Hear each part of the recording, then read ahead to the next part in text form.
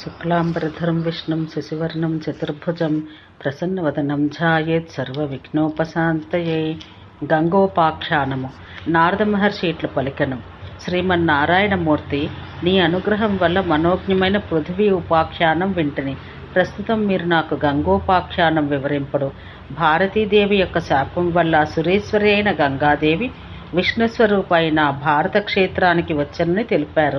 విష్ణుపది అయిన ఆ గంగాదేవిని భూమిపైకి ఎవరు ఏ యుగాన తీసుకుని వచ్చారు?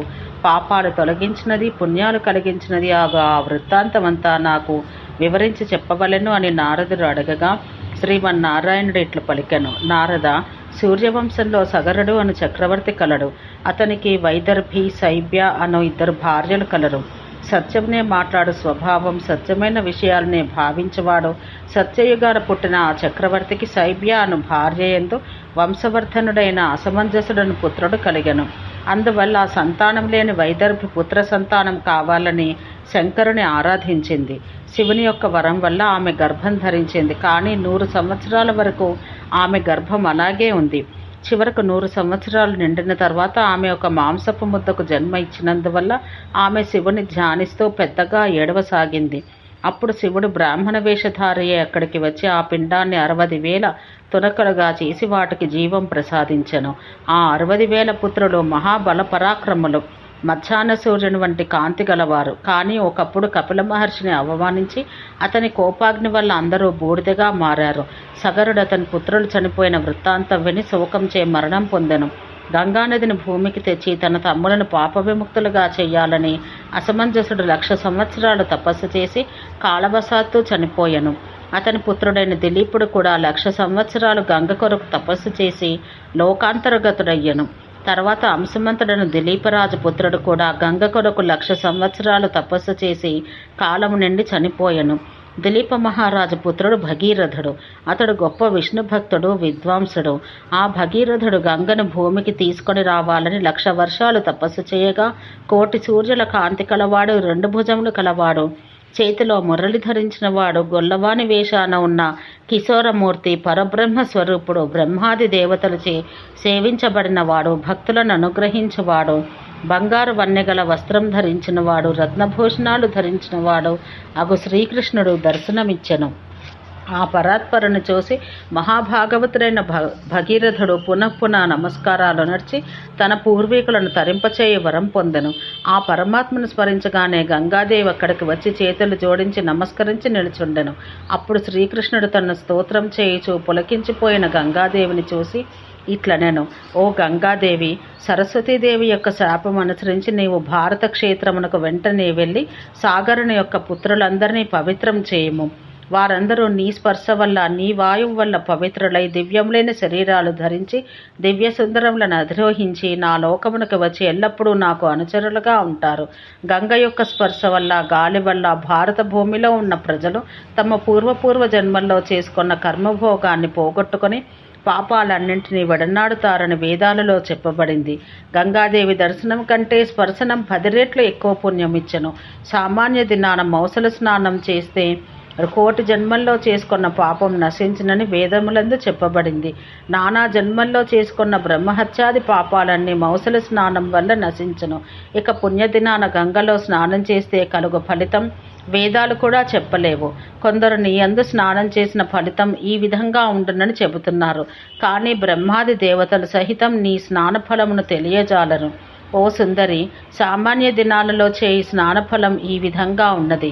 సామాన్య దినములందు స్నానం చేసిన మౌసల స్నానం కంటే 10 రెట్లు ఎక్కువ ఫలితం కలుగును. సూర్య సంక్రమణంన స్నానం చేస్తే సామాన్య దివస స్నానం కంటే 30 రెట్లు ఎక్కువ ఫలితం చేకూరును. అమావాస్య నాడు చేసిన స్నానం సూర్య సంక్రమణ స్నానం వంటి ఫలితాన్ని ఒసగను. దక్షిణాయన పుణ్యకాలాన్ని స్నానం చేస్తే సూర్య సంక్రమణ స్నాన ఫలం కంటే రెట్టింపు ఫలితం పొందదురు. ఉత్తరాయణ కాలాన స్నానం చేస్తే దక్షిణాయన పుణ్యకాల ఫలితం కంటే 10 రెట్లు ఎక్కువ ఫలితం పొందుతారు. చాతుర్మాస్య కాలమందలి పూర్ణిమ నాడు గంగా స్నానం చేస్తే అనంత పుణ్యం కలుగును.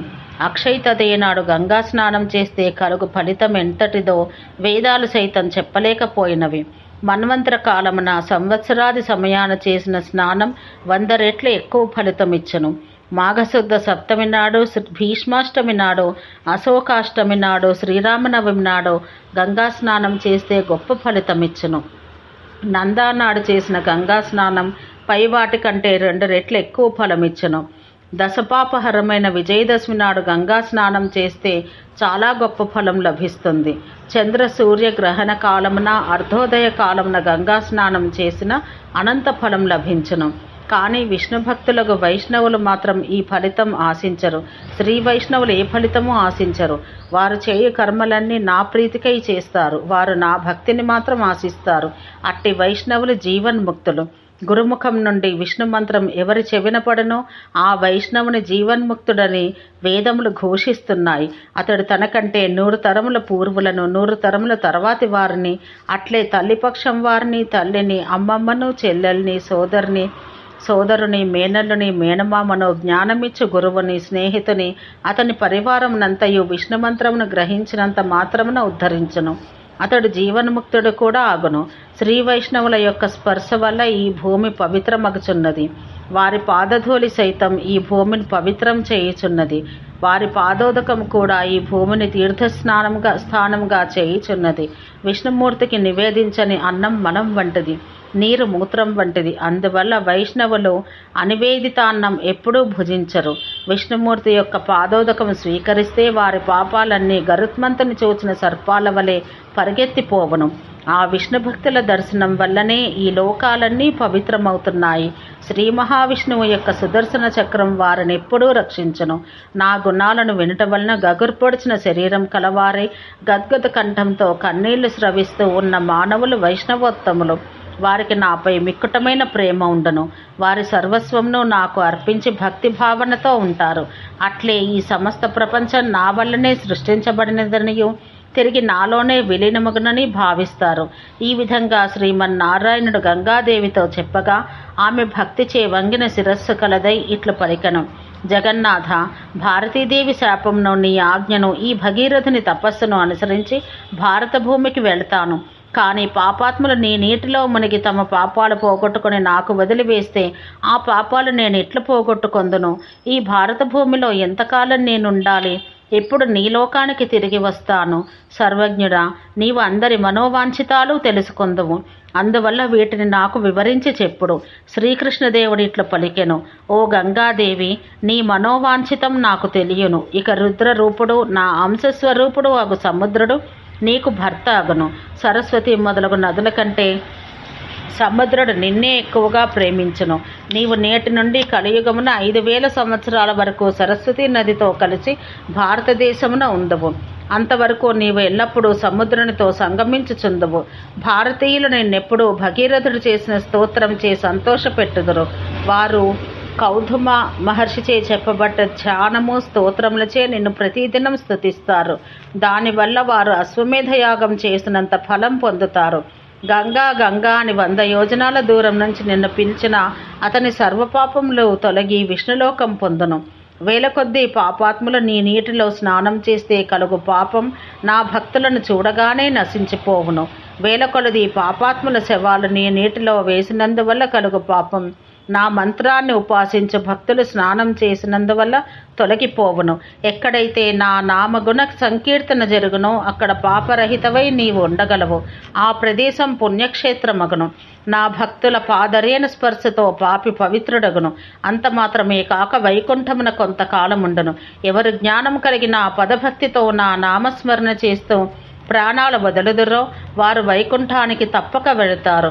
అట్లే వారు నాకు అనుచరులై అసంఖ్యాకమైన ప్రాకృతిక లయములు చూస్తారు.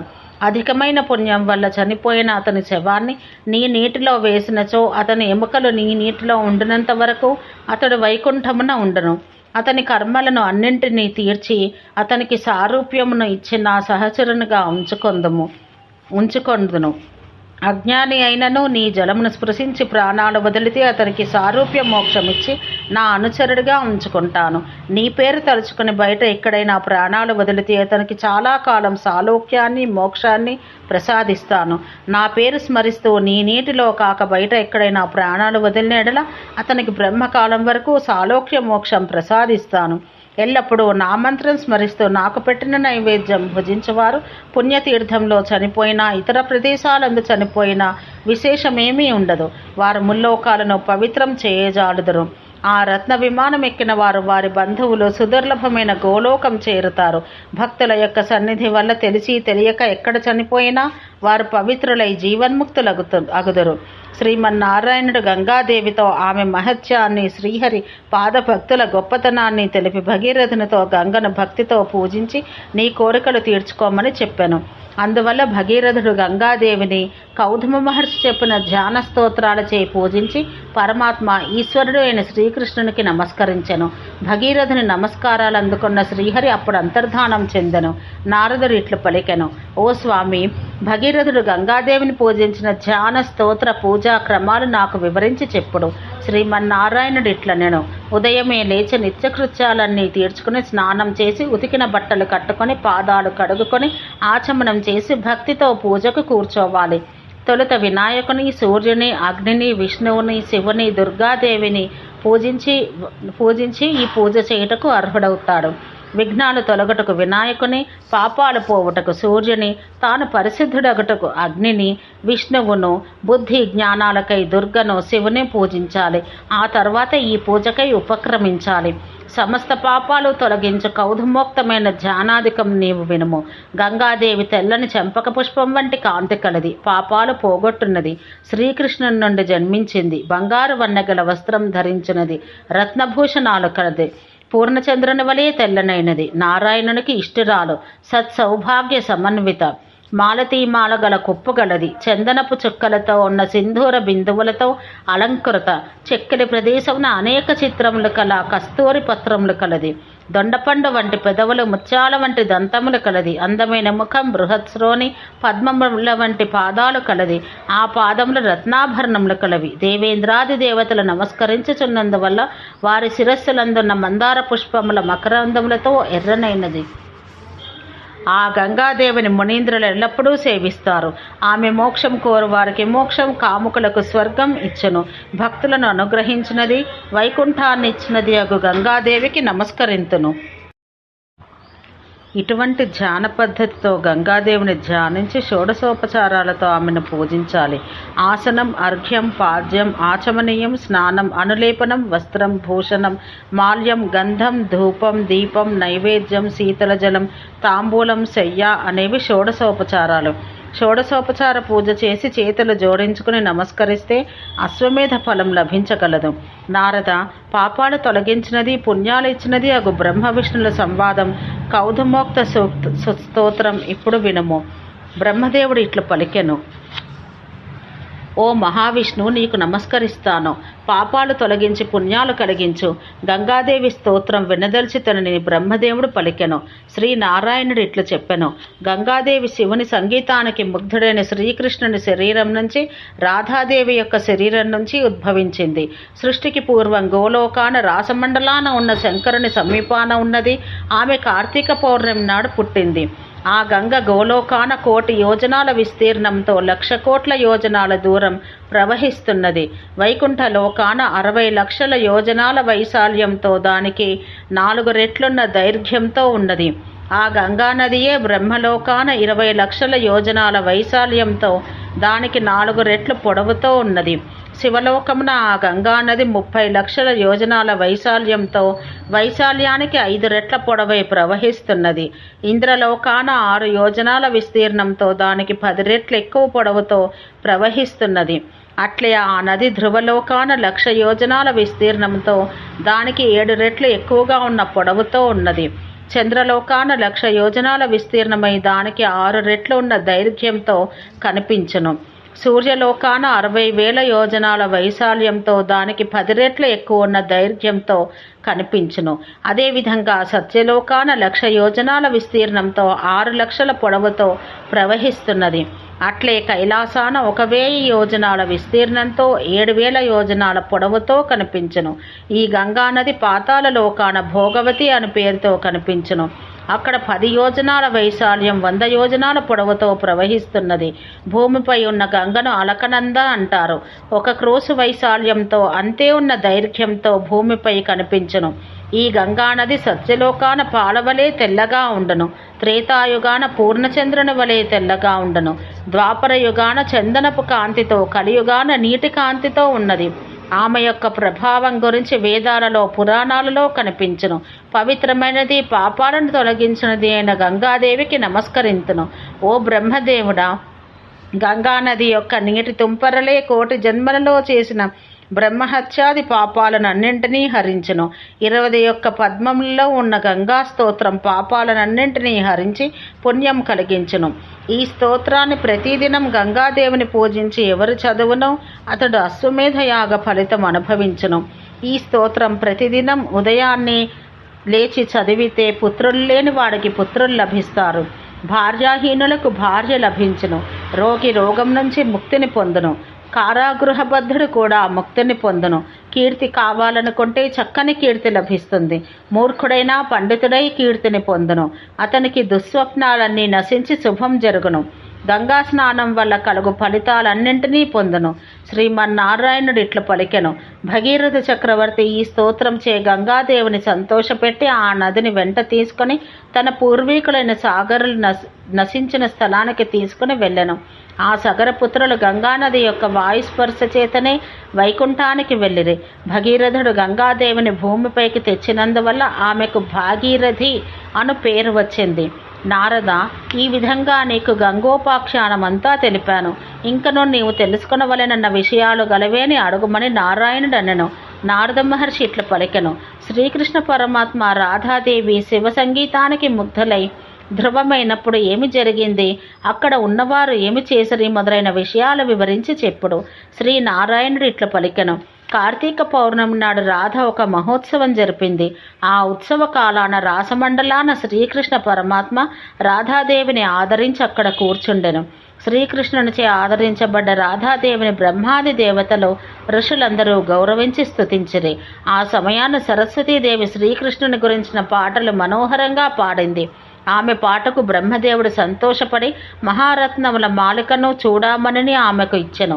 శ్రీకృష్ణుడు అన్ని రత్నాల కంటేనూ మిన్నైన కౌస్తుభ రత్నాన్ని, రాధాదేవి రత్నముల హారమును, నారాయణుడు మనోహరమైన వనమాలను, లక్ష్మీదేవి అమూల్యమైన మకర కుండలాలను, దుర్గాదేవి సుదుర్లభమైన విష్ణు భక్తిని, ధర్ముడు ధర్మబుద్ధిని, కీర్తిని, అగ్ని బంగారు వన్నెగల వస్త్రమును, వాయువు మణి నూపురములను ఇచ్చెను.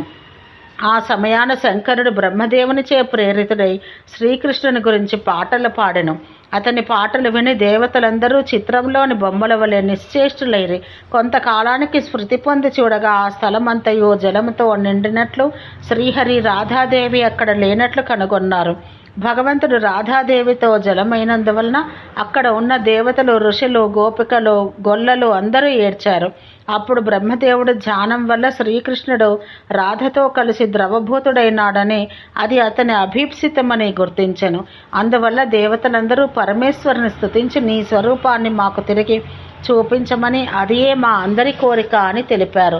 అప్పుడు వారికి అశరీరవాణి స్పష్టము మధురము అయిన మాటలతో, నేను సర్వాత్మ స్వరూపుడను, ఈ రాధాదేవి భక్తులను అనుగ్రహించుటకు రూపం ధరించిన శక్తి స్వరూపుని, మాకు దేహం యొక్క అవసరం ఉండదు.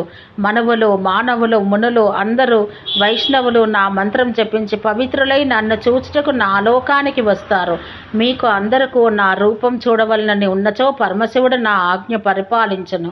అట్లే బ్రహ్మదేవుడు నా ఆజ్ఞ అనుసరించి వేదాంగాలను, శాస్త్రాలను, అన్ని కోరికలు తీర్చు అపూర్వ మంత్రాలు గల స్తోత్రాలను, కవచాలను, ధ్యానములు గల పూజావిధిని చేసి జాగ్రత్తగా రక్షించును.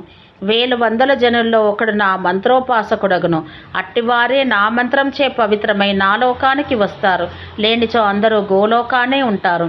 నా మంత్రం ఉపాసిస్తే ఈ జగమే నిష్ఫలమగును.